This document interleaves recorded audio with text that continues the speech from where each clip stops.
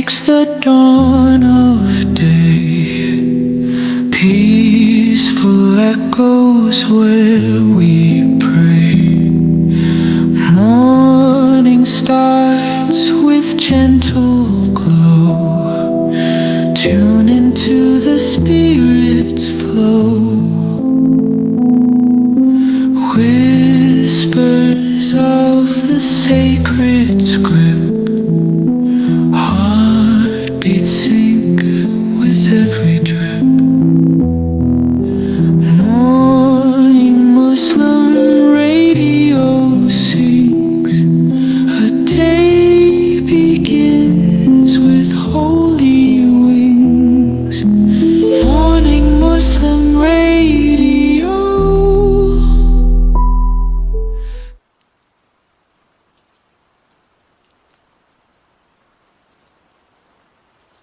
السلام علیکم ناظرین، میں آپ کا ہوسٹ اور آپ کا دوست بلال آپ سب کا استقبال کرتا ہوں دا مارننگ مسلم ریڈیو کے 4تھ ایپیسوڈ میں۔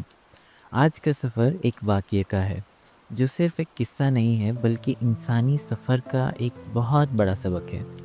یہ ایسا قصہ ہے جو دنیا کی سب سے پرانی یادوں میں شامل ہے۔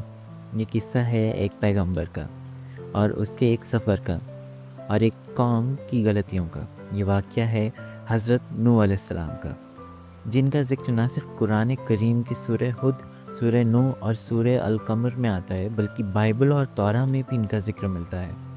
حضرت نوح کو دنیا کے سب سے پیشنٹ پیغمبروں میں آنکھا جاتا ہے۔ قرآن میں انہیں ان پیغمبروں میں شامل کیا گیا ہے وہ جنہوں نے صبر اور استقامت کو مثال بنایا گیا۔ ایک زمانہ تھا جب انسانیت کفر اور گمراہی میں ڈھل چکی تھی۔ حضرت نوح علیہ السلام کو اللہ نے پیغمبر بنا کر بھیجا۔ ان کا پیغام تھا کہ ایک ہی رب ہے اور اسی کی عبادت کرو، مگر ان کی قوم نے ان کا مذاق اڑایا اور وہ کہنے لگے کہ نوح تم پاگل ہو گئے ہو، اور اس چیز کا ذکر آیا سورہ ہود میں۔ حضرت نوح علیہ السلام انہیں سمجھانے کی ہر ممکن کوشش کی لیکن لوگ منع کرتے گئے۔ 950 سال کا سفر اور صرف کچھ لوگ ان پر ایمان لائے، اور اس چیز کا ذکر آتا ہے سورہ العنکبوت کے 14ویں ورس میں۔ جب لوگ اپنی غلط راستوں پر اڑ گئے تو اللہ نے ایک عذاب بھیجا، ایک طوفان جو دنیا کو ڈبانے آیا۔ لیکن حضرت نوح علیہ السلام کو اللہ کا حکم ملا تھا کہ ایک کشتی بناؤ۔ یہ کشتی کسی عام بوٹ کی طرح نہیں تھی۔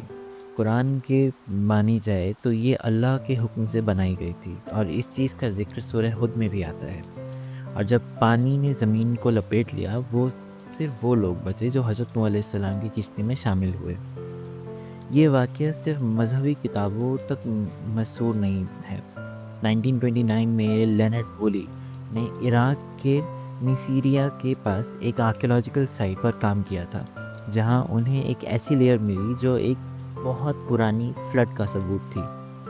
اور یہ جب گلگامش ایپک کو دیکھنے کو ملا تو وہاں بھی ایک ایسا ہی طوفان کا ذکر آیا۔ سائنس کے مطابق لاسٹ آئس ایج کے بعد دنیا کے کئی حصوں میں سڈن فلڈز آئے تھے۔ جیولوجسٹ کہتے ہیں کہ بلیک سی ڈیلیوک تھیوری کا ایک بڑا ثبوت ہو سکتی ہے، ایک کیٹاسٹرافک فلڈ کا، جو رابرٹ بالرڈ نے اسی پہ ریسرچ پھر آگے بڑھائی، جہاں انہوں نے انڈر واٹر سویلائزیشن کے ثبوت بھی ملے۔ تو کیا یہ وہی طوفان تھا جس کا ذکر قرآن کریم میں آتا ہے؟ یہ سوال کھلا ہے، لیکن یہ بات ضرور تسلیم کی گئی ہے کہ پہلے کے زمانے میں فلڈ کے واقعات انسان کے لیے ایک سبق ضرور بنے۔ حضرت لقمان کا ذکر آتا ہے قرآن میں سورہ لقمان میں۔ ان کا پیغام تھا کہ حکمت یعنی وزڈم کا اصل مقصد ہے انسانی زندگی کو سدھارنا۔ آج کی ماڈرن سائیکالوجی میں بھی یہی بات کی تسلیم کی گئی ہے۔ وکٹر فرینکل ایک مشہور سائیکالوجسٹ جنہوں نے لوتھوگرافی کا کنسیپٹ دیا تھا، انہوں نے کہا اپنی کتاب مین search for meaning is a primary motivation of life, انہوں نے یہ چیز کا ذکر کیا تھا اپنی کتاب میں۔ حضرت نوح علیہ السلام کا سفر ہمیں یہ بتاتا ہے کہ جب آپ سچائی پر قائم ہوتے ہیں تو لوگ آپ کا مذاق ضرور بناتے ہیں، لیکن آخر میں حق کی جیت ہوتی ہے۔ حضرت نوح علیہ السلام کا واقعہ انسانی فطرت پر ایک گہرا تاثیر کرتا ہے۔ ہر زمانے میں لوگ حق سے بھاگتے ہیں کیونکہ حق انکمفرٹیبل ہوتا ہے۔ جرمن فلاسفر آرتھر اسکروفوہن کہتے ہیں کہ all truth passes through 3 stages. Firstly, it is ridiculed. Secondly, it is violently opposed. And thirdly, it is accepted as being a self-evident. آج کے زمانے میں بھی دیکھا جاتا ہے کہ لوگ جو سچ کہتے ہیں ان کی سب سے زیادہ تنقیدی کا نشانہ انہیں بنایا جاتا ہے. حضرت نوح علیہ السلام کا واقعہ ہمیں یہ سکھ دیتا ہے کہ زندگی کا اصل مقصد صرف دنیا کے پیسے یا لوگوں کی تعریف نہیں ہے، بلکہ اصل جیت وہی ہے جب آپ اپنے ضمیر اور اللہ کے حکم پر قائم رہتے ہیں. اور یہ بات سائنس کی بھی مانتا ہے. اسٹینفورڈ یونیورسٹی کی ایک اسٹڈی کے مطابق گریٹیٹیوڈ اور پرپس ایک پرپس ڈریون لائف کے لیے لوگ زیادہ خوش اور مینٹلی ریزیلینٹ ہو جاتے ہیں. دوستوں، یہ تھا آج کا سفر ایک پیغمبر کے واقعے کا، ایک ایسے قصہ جو ہماری زندگی کا اصل مقصد سمجھاتا ہے. ہر مشکل کے بعد ایک نیا سفر ہوتا ہے، جیسے طوفان کے بعد سفر تھا حضرت نوح علیہ السلام کا. اگر آپ کو یہ سفر پسند آیا تو اپنے دوستوں کے ساتھ ضرور شیئر کریں. میں ہوں بلال، آپ کا اپنا دوست.